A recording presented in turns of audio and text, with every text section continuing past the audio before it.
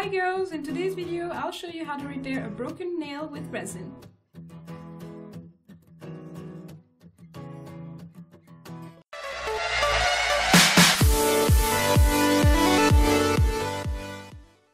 Resin won't damage your nail. I have broken my nail and here it is, I've just fixed it.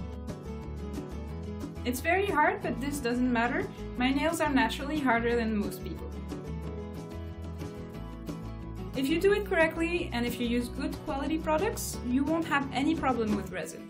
Unlike what is usually said, that resin is not good for your nail and all. However, what may bother you is the smell. You'll have to go through it, but it doesn't bother me much. To proceed, I will use very basic products. I'll need a transparent powder, the competitive edge nail liquid from Tammy Taylor that allows a very quick dry, and I'll also use a basic resin brush. You can use a round or shaped one, but I prefer the round one just because I've learned how to do it with it. This is a Tammy Taylor medium flat brush. I love Tammy Taylor's products for the quality of their products. It's considered to be a luxurious brand. They have really good products. First, I've pushed back my cuticles. Don't try to push back your cuticles with products. They will humidify your nails. It's better to push them back dried up with some cuticle pusher or any other tool. And now I use the small file bearing a purple sticker. This one is quite rough. It will allow us to scratch the nail slightly. You can use the nail buffer block to polish your nail. After I've removed the dust from my nail, I can apply the primer. It's a special one made for resin. Apply just a small amount and don't let it touch your skin because it contains acid. It will help the resin to stick better, so apply just a little.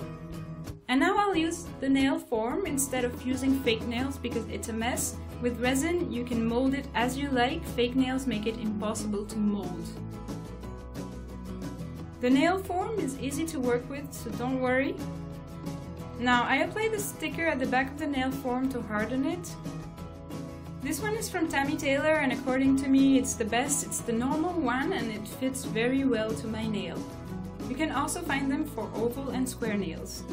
I cut it and apply it under my nail. This step may take some time because it has to be applied perfectly to get a beautiful result. It should be parallel and well stuck to the nail to avoid the resin from flowing below. You can apply it straight to your nail just like I've done.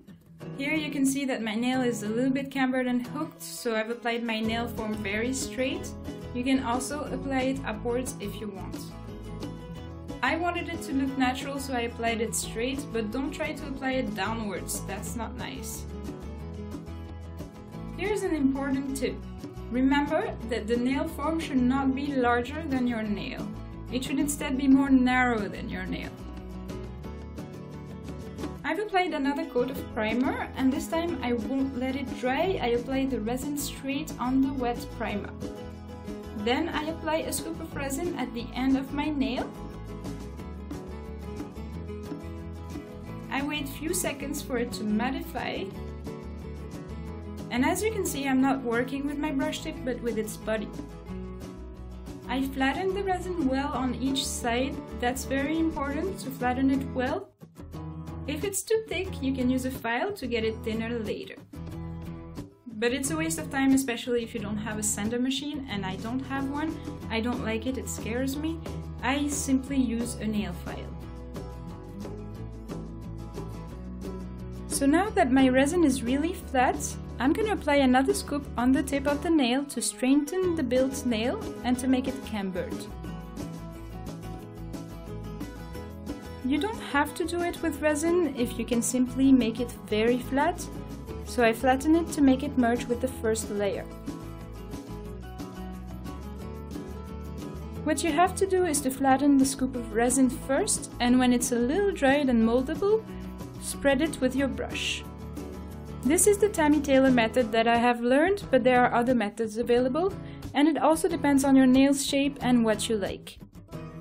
This is not the only method, but I really like this one. Now I add a scoop on my cuticle, this time smaller and a little bit more liquid. As soon as I apply it, I flatten it and spread it all over my nail. This is how I make the molten. 3 scoops are enough to make it, and it only takes a few minutes, especially if you use transparent resin and if you don't make any French manicure. Here's how it looks. I let it dry a few minutes. To know when it's ready, give a knock on your resin nail, and if it makes some noises, you can use pliers. Here are the strange pliers that I use. With them, I press on both sides of my nail. Don't worry, it doesn't hurt. Unless you press too much on it, normally it won't hurt. So I place it on both sides and I press on it. And when the resin dries, I remove the nail form gently. I fold it and pull it out. This is how the nail looks before the mining. If you make it quite thin later, you won't have to file it and make it thinner.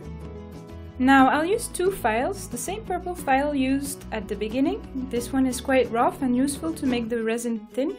It's great, I can't do without it.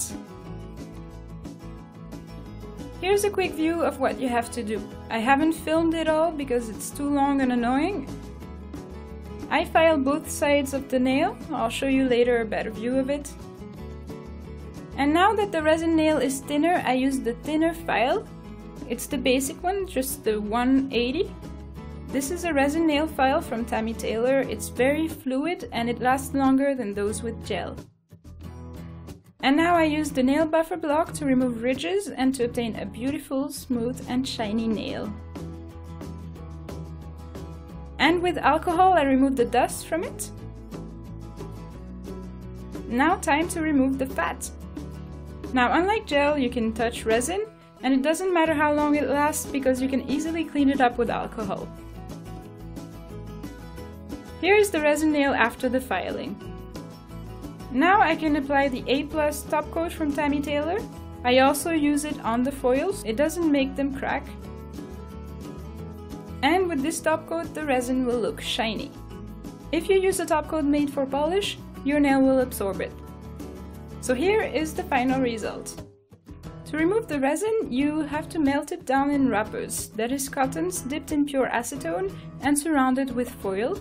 Let it melt down for 10 to 15 minutes, and if you want to fill it, apply a scoop of resin on your cuticle. I think it's better than gel because with gel you'll have to file it all the time.